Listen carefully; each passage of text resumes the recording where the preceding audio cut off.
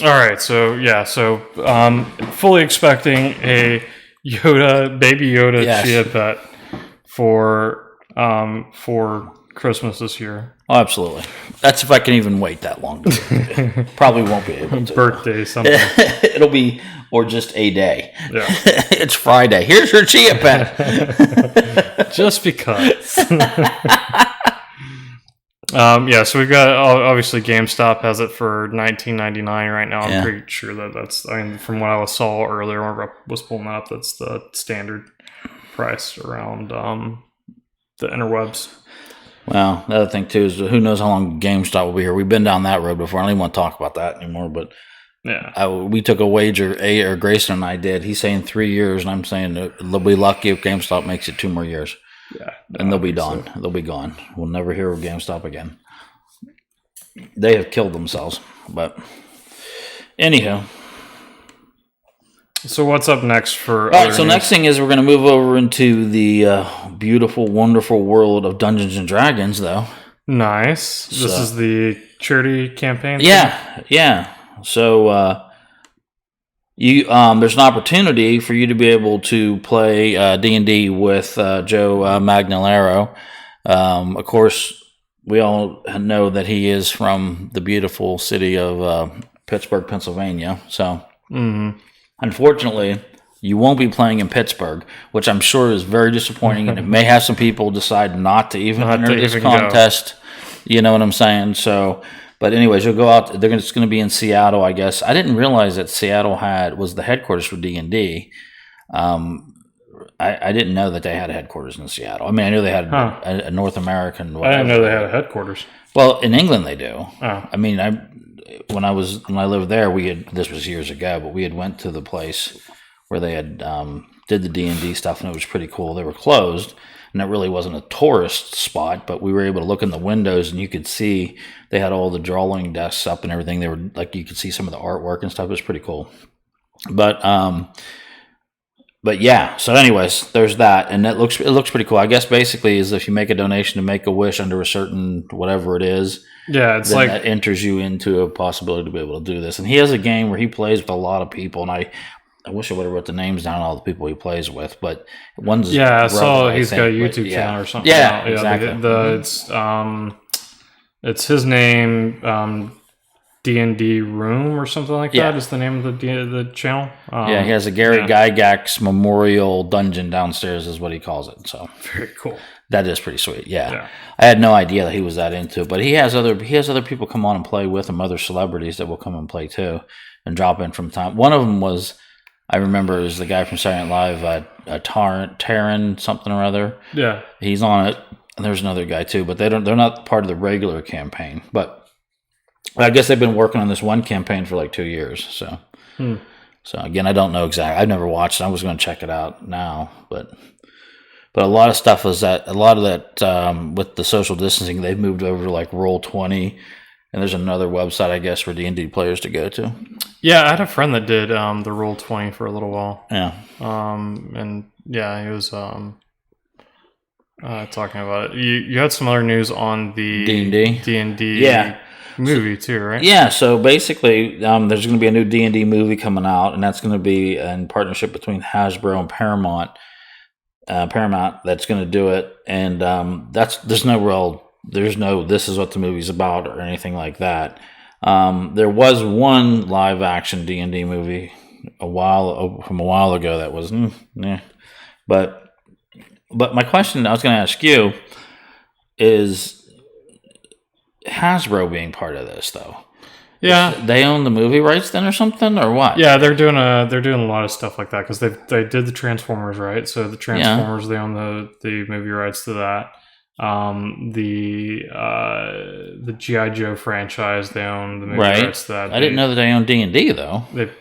Yeah, I mean, I guess so. I mean, this is new to me as well. Yeah, I mean, I was surprised because I mean Hasbro's a game company, and isn't it was it Wizard Coast or something like that? The owners of D&D now? That got it from TSR? I don't know. I didn't know that Hasbro. They must have the movie rights, I guess. They were else why they'd be negotiating with it. Yeah. So, anyways, doesn't really matter. We'll see what the property goes. It'll be interesting to see how they choose to do, what they're going to choose to do with it. Is it going to be, I have no idea. I have no idea how they will be able to bring in D&D. But obviously, with Stranger Things making it so prominent now with people, and the resurgence it's had from it, it'll be interesting to see what type of take they want to go down on that one. So wait and see. I'm just cool that I'm glad they're doing it. So more D&D, all the better. Yeah, no, absolutely. I think this is the right article. I'm reading it now, and I think this may be something different, but yeah, we'll go with we'll assume that this is the right article. But according to this, whatever video movie that they're talking about in this, and it was supposed to be the Dungeons and Dragons movie. Yeah. Oh no, here it is. Fans driven to virtual hangouts at Fnatic Dungeons and Dragons video calls.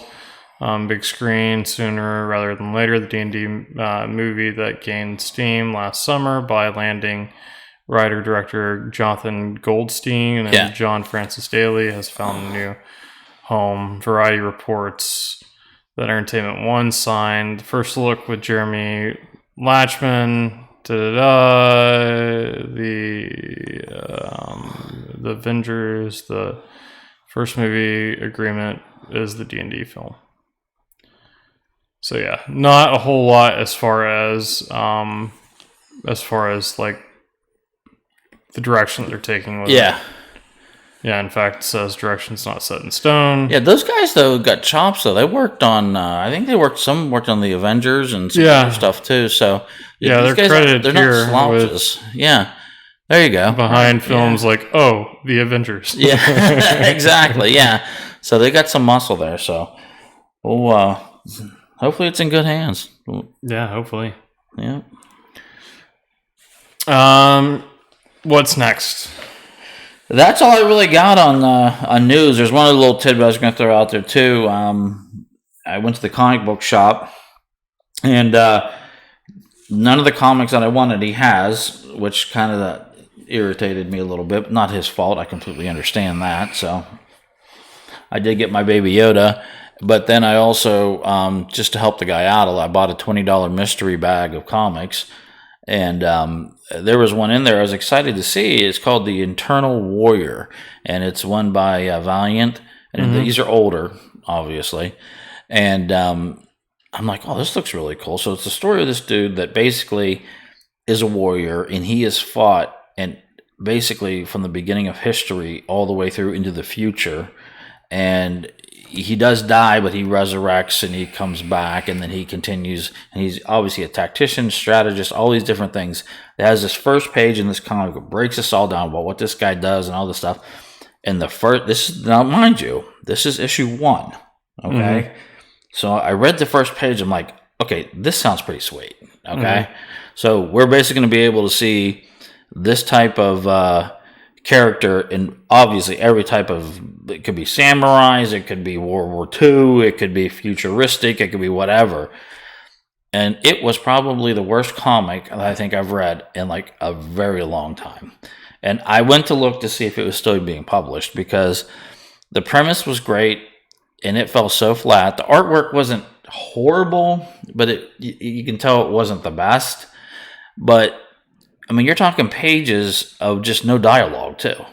That's weird. None. And then they have this one character when he goes into purgatory while he's being basically reborn. And basically, they have the character talking like Gollum. I mean, literally, like it's Gollum. Yeah. And I'm like thinking, that's lazy. Yeah. For one. And it just, I don't know. It was bad. And I was like, in a mystery bag, you never know what you're going to get. But I was like excited. I'm like, oh, this should be interesting. You know what I mean? So exposure, some new material. Exactly. It's things I maybe wouldn't buy. So then, of course, I also got the number 1 issue for Bebop and Rocksteady. Oh, yeah? Destroy Everything is what it's called. No. Was that necessary? No. It was not necessary. And don't get me wrong, I love the Turtles. Great property. But did we need a spinoff of those two? Absolutely, we did not. And bad. not good. But I did get Civil War 2, issue 1. So, but anyways, neither here nor there. I just thought I'd throw that out there. But brings us into the other piece too. The last thing I was going to talk about was Comic-Con. So obviously, it's been canceled. It'll be back, I guess, starting July 22nd of 2021. Yeah. But Comic-Con teased something, but really didn't say what it's going to be, but it's Comic-Con at home type thing. Yeah. So did you see anything else on that at all? No, it's kind of like, I mean, it reminds me of what Nintendo did, though, for E3 last year. Yeah. Because they didn't have, I forget what the thing was, but they weren't going to E3, but they did like an at-home like type of thing. PlayStation did that too. Yeah. Yeah, so like there's this PlayStation did the announcement thing this year with that, but Nintendo didn't show up at all to E3 last year, and they just had like several videos that came out about new projects and different things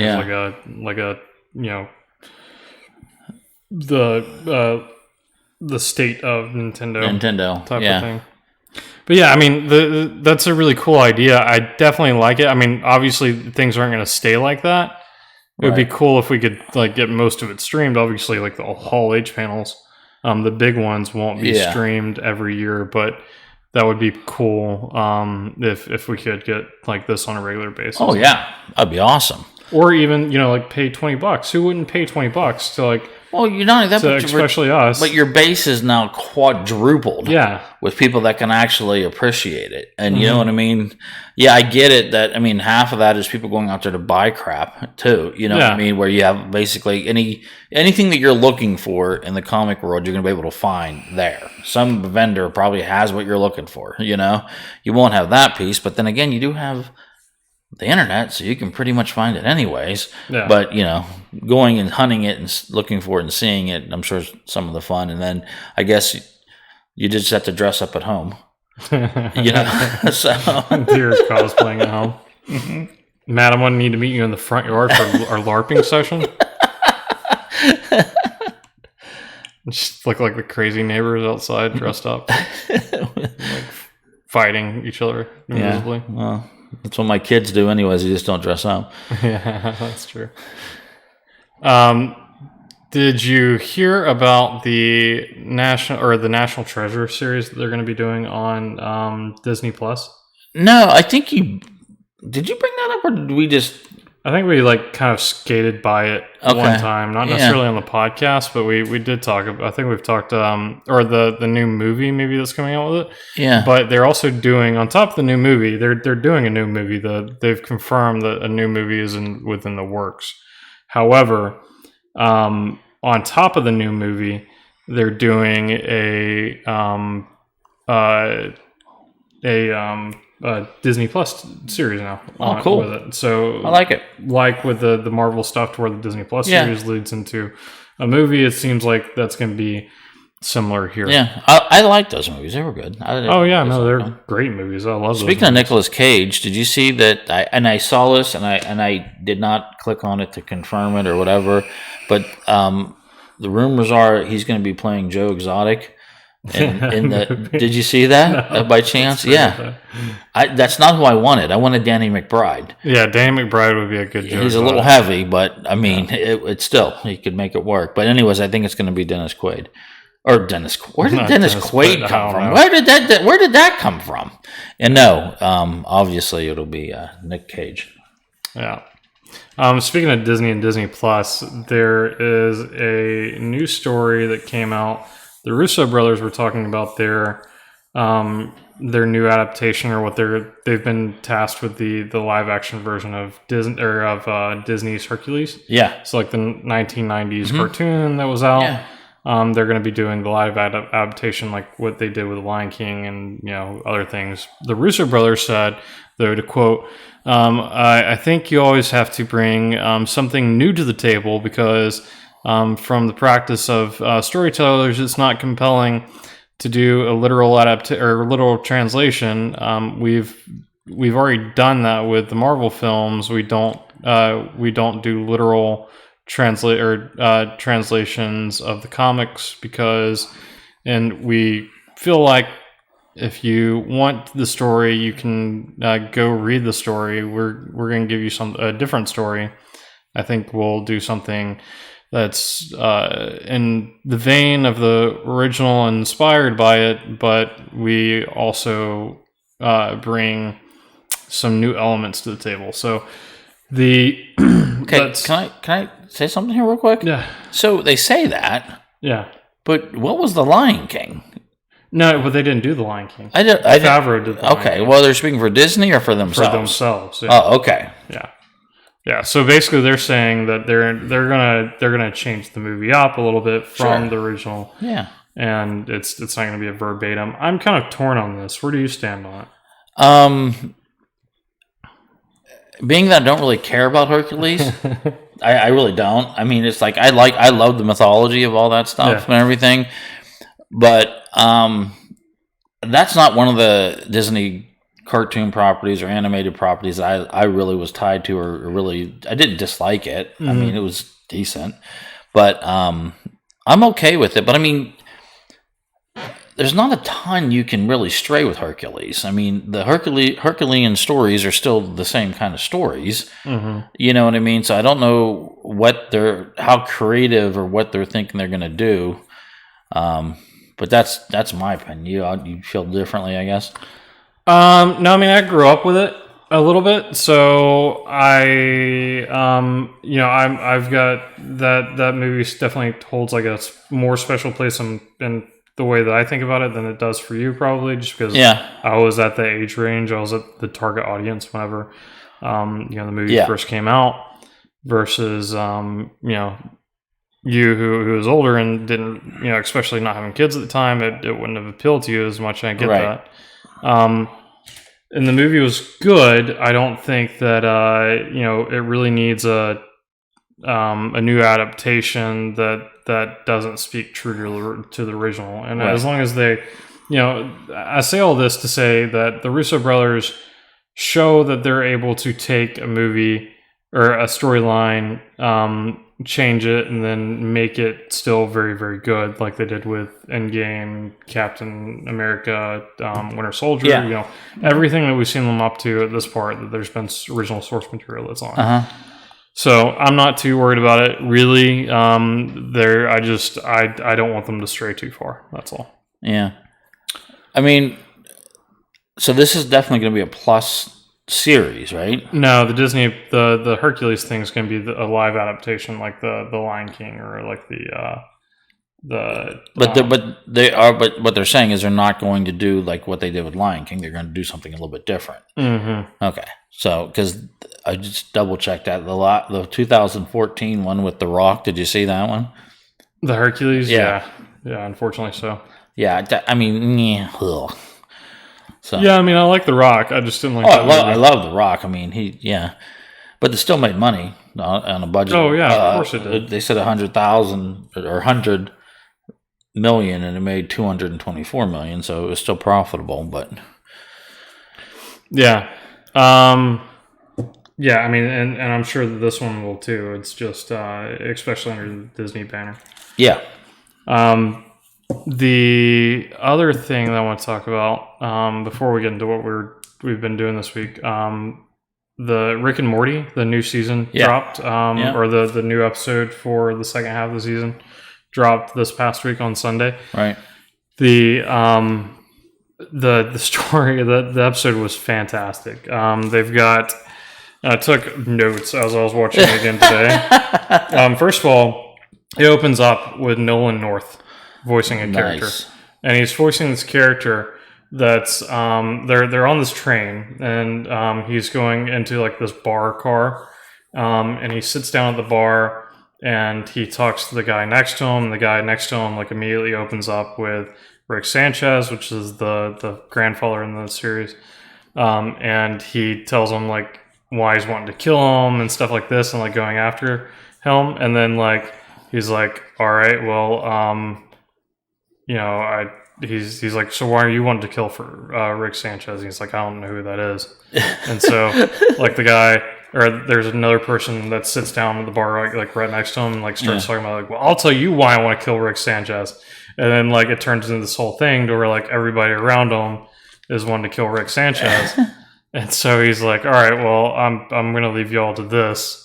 Or he's like, oh, we're doing this thing now. And he's like, well, I'm gonna go. And then he goes into another room, and there's a Santa Claus figure that's like talking to the kids about them. And then he's telling a story about Rick Sanchez. And then like this kid, like small little kid called Goomby, tells his story, and it's basically the story of in a previous episode, Jerry, Rick's son-in-law, how he like kind of screwed him over on Christmas Day, and they've just replaced the character with a Goomby. And then he leaves this area. They start pressing him on like why he's not wanting to kill Rick Sanchez, and so he leaves that car and goes to the next car. He meets this woman, and the woman has a similar story. Like she just woke up on the train, has no idea how she got there, and then she walked in this room with a bunch of women, and it was all Rick Sanchez's ex-girlfriends. And so they're all conniving to kill Rick Sanchez as well. And so they go back and forth for a little while, the Nolan North character and this woman. Yeah. And then you see the woman like starting to fill herself up. And so Nolan North's character like pops a thing and it deflates, and it turns out that's a costume for Rick Sanchez.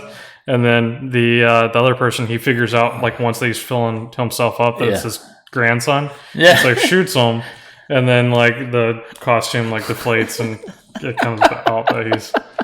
And so it does that. They do this. They call the train that they're on a literal story device. And so the whole thing, the name of the episode is Never Ricking Morty. Right. And so it's a parody on the never-ending story. They're a story within a story to save that particular story or to like find an exit on that story. So they're obviously very self-aware that they're first of all, like they do fourth wall breaks typically anyways all the time, but they're very self-aware that this thing's happening. So they've got tons of fourth wall breaks. They've got the train conductor, or like not the conductor but the tickets guy, and he's coming up and he starts asking them for their tickets, and they're like, we don't have any damn tickets. And so he's like, he gets all angry and like rips off his shirt, and he's like this older 70-year-old man, jacked and he's got like the V-taper thing, and then they say Morty gives like a name for the V-taper thing that I cannot say on podcast. Will like never get monetized if I say it. So they struggle with this guy trying to get rid of him. Rick shoots out the glass of the train. He's like sucked out into space, and the train is in space for whatever reason. And so as soon as he's sucked out in space, he's over at like this arcade place, kind of like what's the big one, the Dave and Buster's. So it's kind of like Dave and Buster's, but they call it Blitz and Chips.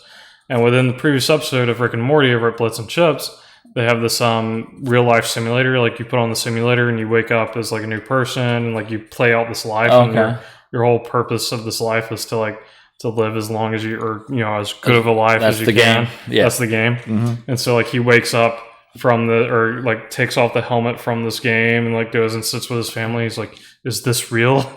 So he goes, but eventually he gets cut in half from the thing, and then sucked out into space, but like the whole alternative reality thing is still living around. Yeah. So he like as he gets cut off into space, he starts like freaking out around his family and everybody else over at the Blitz and Chips place. And then like his lower part of his torso starts removing. He starts spinning and like goes up into the ceiling of this Blitz and Chips place and just sprays blood around. And so they keep on like cutting back to this through the rest of the episode. this is funny for us, especially now that we're making YouTube videos. They explained meta on the thing as YouTube creators reacting to videos on YouTube. Yeah. I just thought it was funny. They end up calling out the ad break, and so like since they're like within a story device of sorts, like everything starts breaking, and like Morty's like, "Oh geez, what's that?" And Rick's like, "Oh no, it's the ad break." And so like, and then they cut to nice. One thing that I did mean to look up was Bechtel test. They mentioned the Bechtel test. I don't know if it's a real thing. Within there, the way that they beat the bad guy in this is they have to break the fifth wall. The fifth wall, yes. So, nice. They have to be extremely self-aware that they're a TV show within a story within a story, and so it's insane. So to be able to do so, the guy that's captured them, the guy that they figure out is behind all this, like hooks them up to this thing that's trying to still out like all the potential canon that could happen for those characters in the future seasons. And so Rick becomes aware of this, and he's like Morty, there's only one way that we can get out of this and be okay. He's like you have to accept my good friend and Savior, Jesus Christ. And so he goes into like whole thing. He's like, and the bad guy's like, you would never do this. And so they break the fourth wall by bringing in like something they would never do in this case. It's oh god, I have to watch this. But they like as soon as that bit ends, and then like they've defeated this mechanism that they're under. They like Morty remarks about how cynical it was, right? That they used that to be able to do so. So I mean, like it's not like it's not done as a Christian. Like it's not done like within a way to where it's extremely it's offensive, but it's poking fun at something to poke fun at something. Right. It's not being extremely critical of anything. Yeah. So and they're even poke fun at themselves afterwards. So after all this ends, towards the end, they start talking about capitalism and how Morty needs to go buy stuff. Yeah. For this damn virus that's going around is how the way they puts it. It's like nobody's going out and spending money at real restaurants and brick and mortar places, Morty. Yeah. It's like, you actually bought something. I'm so proud of you.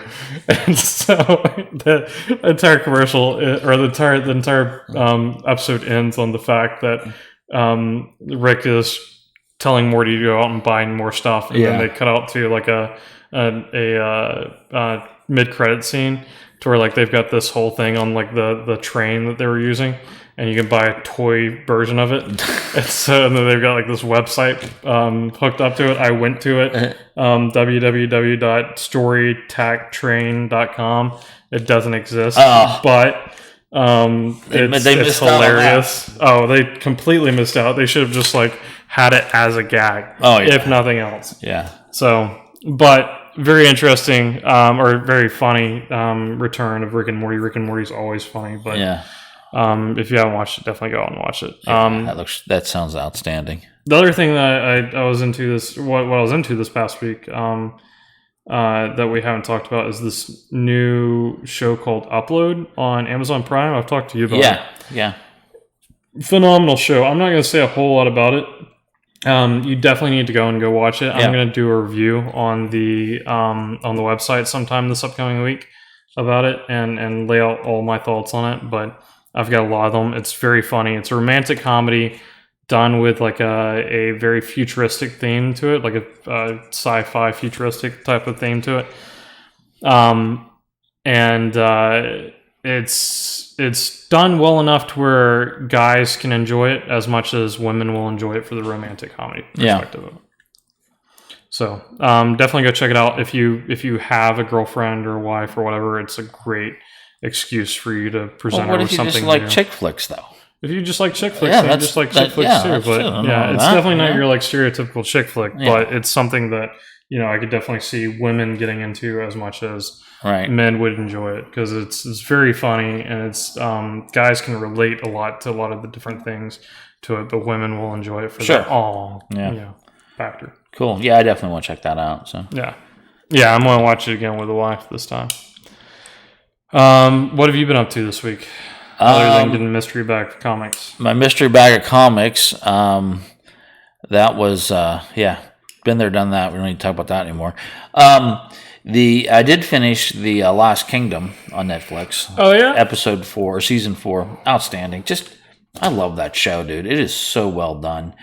I mean, they retread obviously a lot of the. I mean, they don't. There's cinematography is great. You know what I mean? But again, it's still they're limited to a degree with what different areas they can use and stuff like that. So you do see something I noticed because I've watched obviously all 4 seasons. From time to time, though, you'll see the same areas with just different angles. And you kind of know they're reusing stuff, but it all works. That has nothing to do with the quality of the show. The show is outstanding. So it is. It's a story basically of Uhtred, and Uhtred is a English by birth, but was raised by Danes, and then so he's got this conflicted soul where he has the Danes type of belief systems and things like that, but yet he's sympathetic, and he's just the dichotomy that he continually is put in, like half the time he's for the English, half the time he's for the Danes, and he goes back and forth and things like that, and just how he's kind of used as a political tool, from time to time and different things like that. So it's just, I can't say enough about it. It's an outstanding show, and there will be more, I'm sure. This is Bernard. It's not Cromwell. It's Bernard. He writes a series. He writes tons of books. He wrote another series about an archer, a longbow archer too, an English archer too, which has a lot to do with the battles in France and stuff too. I read one of those that was really good, but this Uhtred series I think is his Joel, and this is there's a ton of these. Swan song. Yeah, well no, he has a ton of them. Oh, okay. So, but he also has he writes historical fiction, so he writes that. He's written a lot of stuff too. That during the Revolutionary War period as cool. Well, and different places like that. So, and he has just a plethora of books. So they're easier reads. They're not super heavy duty, but the storylines are great. And this Uhtred story is just really, it's solid, rock solid. So watch it if you haven't seen it. You'll like it.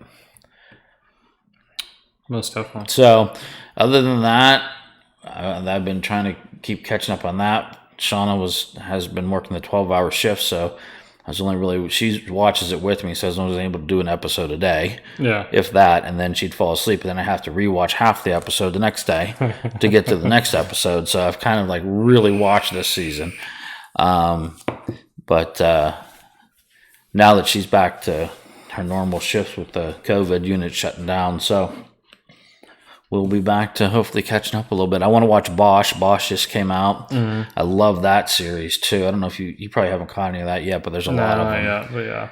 They're really good. I like him. He plays Bosch extremely well. So that just came out, I think, a couple weeks ago. So I'm definitely going to start hitting on that. However, first on the hit list though is going to be Westworld though. So I've managed literally to avoid everything. So good.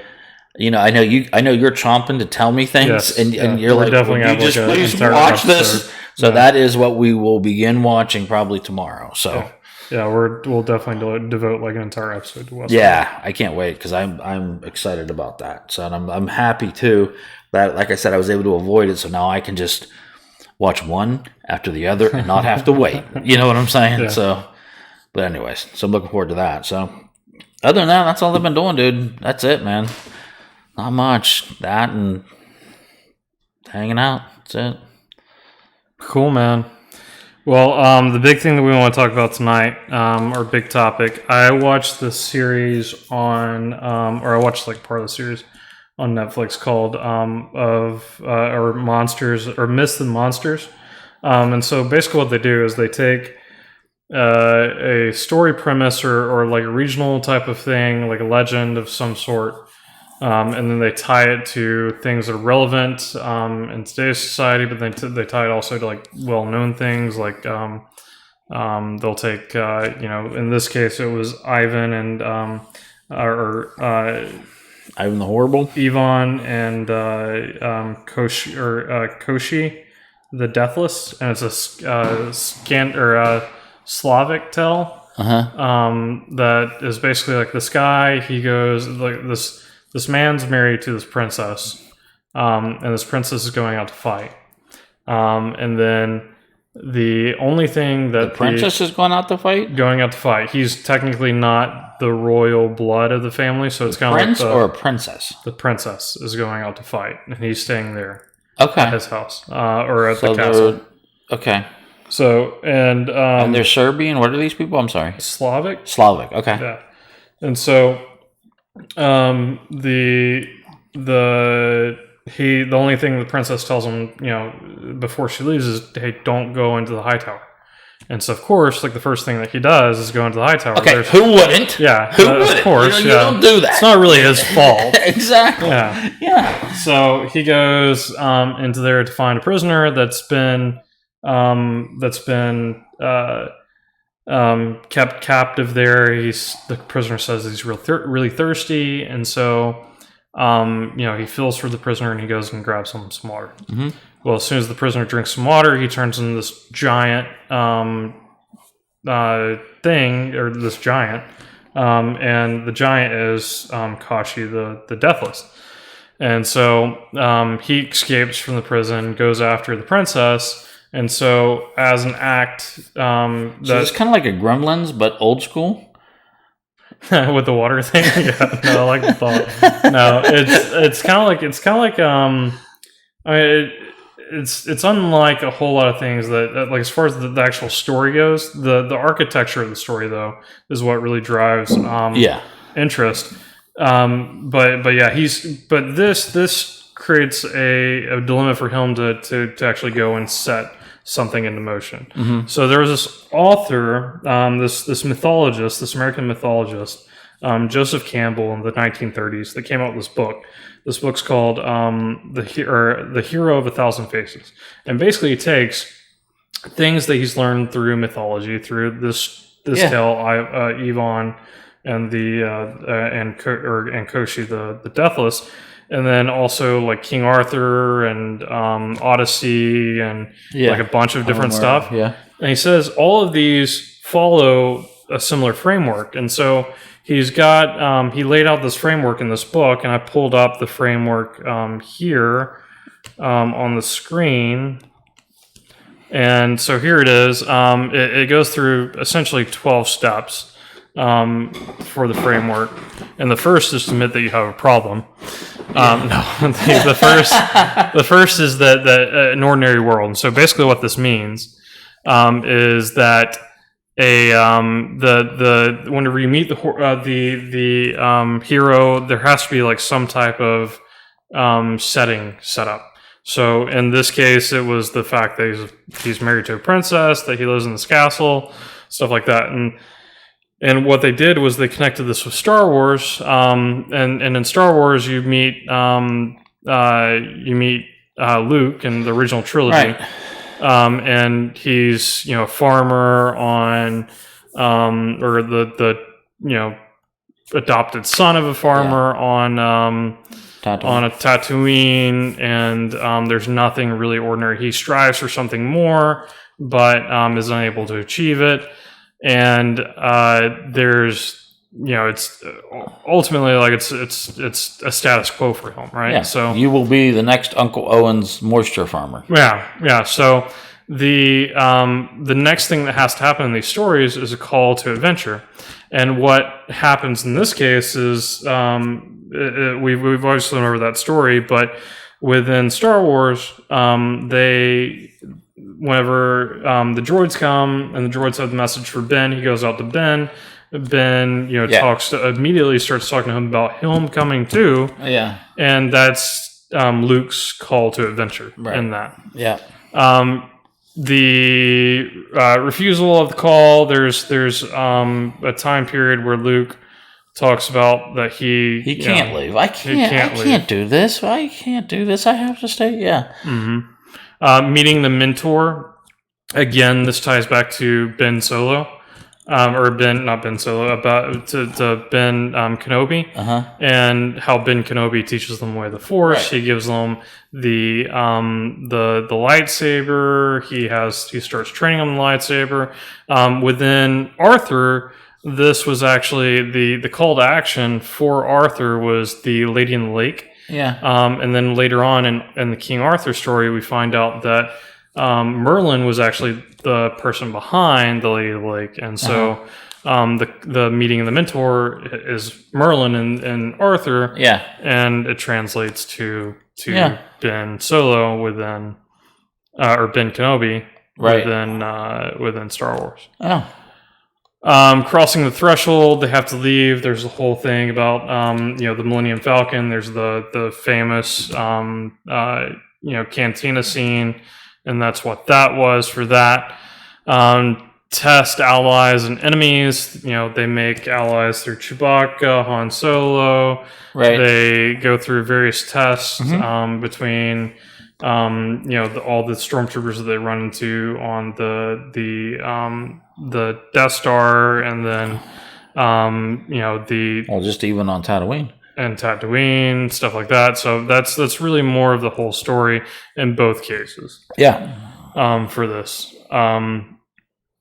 the approach of the inmost cave, or it says cave, right? Yeah. Yeah, the inmost cave. So this is an internal struggle with the hero. He has to kind of relearn himself, and you kind of see this when. Obviously before he goes to or during Dagobah, I would say, is probably the struggle period that they're talking about this. I'm not going to say the whole "I am your father" scene, because that comes up next. Yeah. Within the ordeal, that's the big ordeal that happens for Luke. Right. But within these story arcs, there's some type of ordeal for that. Oh yeah. The reward. The reward for Luke is saving his father. There's literally the reward scene within Star Wars. So the arc continues there. Right. Resurrection. So Resurrection talks about how the cycle somewhat continues, and that you can tell that this isn't. There's nothing. It's there's a somewhat of a new status quo, but the new status quo hasn't quite came yet. And then finally, the new status quo is the step 12. But I just found it really interesting to see how, and George Lucas even said that the inspiration for the original trilogy came from this particular setup that was written out. And so, I mean, you can clearly see this, but as far as a formula for a good story, I wasn't aware that was kind of what they took Star Wars from, and then kind of expanded upon it. But very interesting to see that first of all, there's a formula that exists out there, and then second of all, that Star Wars is part of that formula now. Well, no, I mean, hey, if it works, it works. Yeah, no, absolutely. It absolutely works. I mean, and it really does fit seamlessly into this whole framework. These tent poles definitely scream to the way this was constructed. And I think maybe that's why people at first, when they were reading Star Wars and it was being going around and nobody was interested in it, they didn't really, look at it through a lens like this. Mm-hmm. They looked at it as just on the surface of what it was. And at the time, there wasn't a ton of that type of genre out there. Yeah. You know what I mean? So it's other than you had your Star Treks, but that wasn't even on that long. So, but no, I think it's cool. It's clearly a pull. Yeah. Absolutely. Yeah. That was really interesting. Yeah. No, this isn't to say that Star Wars is an original or anything like that. It's like you said, it's a method that works. They still it's still different than anything else that's used this method before. And so is, Odyssey is different than King Arthur, Sure. and Ivan or Yvonne and but those are always kind of. You don't want to use the word trope, but that's it's kind of a trope. Yeah, it's kind of a trope, but not in the sense that it's a trope in process, but not a trope in what you put into the process. You know what I mean? What you put into it. Yeah, you can be very tropey, and it will look just like, oh, you're copying something else. But when you're actually creating an entire, basically, universe with Star Wars and putting that to it, that changes it, So, no, very cool, though. Anything else that you can draw parallels to Star Wars or from this? From this to Star Wars or no, period? Just like anything. Just period, this is just... This right here is, you can look at this and see that this framework has been applied multiple places. Yeah. Now, some of them have skipped some steps, Well, even Lord of the Rings, like the Lord of the Rings trilogy is completely, directly off completely this too. Completely like that. It's complete. Really, if you took Luke and Frodo, you know what I mean? It's the same kind of situation. You got a Gandalf, you got an Obi. You know what I mean? Yeah. You got an evil guy, you got an empire. Yeah. You know what I mean? You can just keep going down the list, right? So, no, I think that there's strong parallels. I think that's what makes them successful, though. Yeah. That truly does. And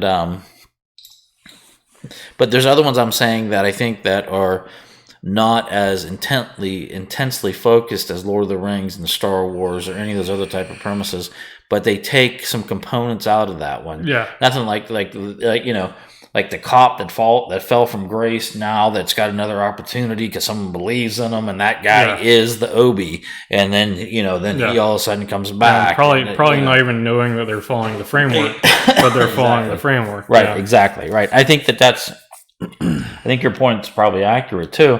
They may not know the framework, but they have contextually, believe it or not, have probably picked it up. Yeah. Just from their exposure and obviously the studies that they've done on different projects and different things like that. So that is fast. I'm going to share that with Grayson, though. I think he'd really appreciate that. Yeah, Joseph Campbell. The book that he did on this is called The Hero of a Thousand Faces. Yeah. So that's a great title too. It is. Yeah. Yeah. Cool. Commonly known as the hero's journey as well. Yeah, but okay, hold on a second. So you talk about Luke, right? Mm-hmm. You can do the same with Darth Vader. Mm-hmm. Do with Anakin. Mm-hmm. Okay, same thing, right? They're parallel stories almost. Not parallel stories in the sense of different endings. But ultimately, he's still, Anakin still, even though it goes to Darth Vader, turns out good. Yeah. So. But the challenges and the things that go on, good or bad, if you're evil, you're him and you got Darth Sidious. Yep. You know what I mean? So, and there's always that piece, right? Yeah. So that's interesting. So, yeah. Very cool. How'd you come across this? The Netflix series Myths and Monsters, season 1, episode 1. So this book is being done. No, they're taking stories and putting it to the context of this book. On the first episode, they kind of deviate away from that on other episodes. They focus more on like based upon the surroundings of the story. So like tells from the Vikings and stuff like that. Obviously you're gonna have a different spin on it. The Norse, but the first episode they spend the entire episode on this. Okay. And they directly talk about those 4 big ones, the Yvonne story, and then King Arthur, Star Wars, and Lord of the Rings? well, they do talk about Lord of the Rings a little bit, but they talked about Odyssey, Homer's Odyssey. Okay, I'm sorry. I thought that show was that you drew this comparison, but it's part of the show. Yeah, it's part of the show. This is definitely not original. I would have never found this in a million years if it wasn't for a documentary like that. Blind squirrel finds a nut every now and then. Yeah, no, absolutely. But definitely interesting read. I found the structure of it pretty easy, and this is definitely a good Cliff Notes for the structure, and you can definitely once that you start reading along with the structure, you can start to see some parallels to you name it, and it's probably there. How old's that book? 1930s. Oh, that makes sense. Yeah. When was Lord of the Rings written? Because I mean, he was born in like 1892 or something like that, wasn't he, Tolkien? He was in World War One. Him and C.S. Lewis were in the same World War. Okay. And that was 1919. Yeah. So yeah. Was it? I can't remember if it was World War One or World War Two, but yeah, whatever World War they were in together, they started writing after. Yeah. Because a lot of people attribute their war stories, even though they don't, they attribute their war stories to the writings of these books. Sure. Yeah. Very cool. All right, cool, man. Well, you got anything else to touch on this week? No, nothing, not much. I mean, I definitely have some more comic book news coming up, though, because, like I said, he's opening the store up next week.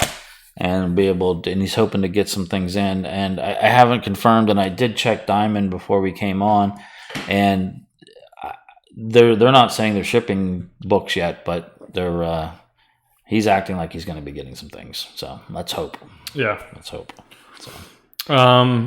Let's hope that Diamond's coming out. The comic book industry desperately needs some new comic books. I did order one that I'm going to get on Wednesday, that I'll read and I'll talk about next week. And I know it's not completely late to the show because it was out probably about maybe 4 or 5 months ago. TIE Fighter. Mm-hmm. It's a 5 book run. So I bought the bound edition, and I should be here Wednesday. So I want to read that. That's supposed to be really good. They say it's better than the Alphabet Squadron. So I'm looking forward to see how it plays out. It's truly written from the Empire perspective, though, and from the recruit of a TIE fighter. I mean, when I say TIE fighter, I mean a person, the people, pilots. Yeah, no, I got you. So. I didn't figure they were going to do like some. They weren't going to talk about how they built TIE fighters. Or like do like thought bubbles above a TIE fighter. Yeah. I'm going in. You stay here. Roger that. Yeah. So it looks pretty cool. So I've heard really good things about it. So cool. Yeah. I'll definitely check it out. If you like the podcast, enjoy the podcast, definitely leave us a comment. Bear with us for these first couple episodes on YouTube as we work out the kinks. Yeah. But we'll be back here next week with more content. If you have anything that you want us to talk about, definitely reach out to us. You can find us on Facebook, on Twitter. Facebook, the Nerd Force Podcast. On Facebook, on Twitter, we're at Force_podcast. If you feel like donating to the podcast, we can definitely use it. Our Patreon is open. We have tiers beginning at $1. So even $1, helps us out. We can give you our Discord link and invite to our Discord chat is within that tier, and you can have direct access to us and the rest of the community. Yeah. And as we grow and get bigger, the channel and the podcast will only grow with that. So any help is appreciated. But I know it's hard times, and don't give if you can't. But we do appreciate everything we get. Yeah, be safe. Yeah, absolutely. Until next week, this has been the Nerd Force Podcast.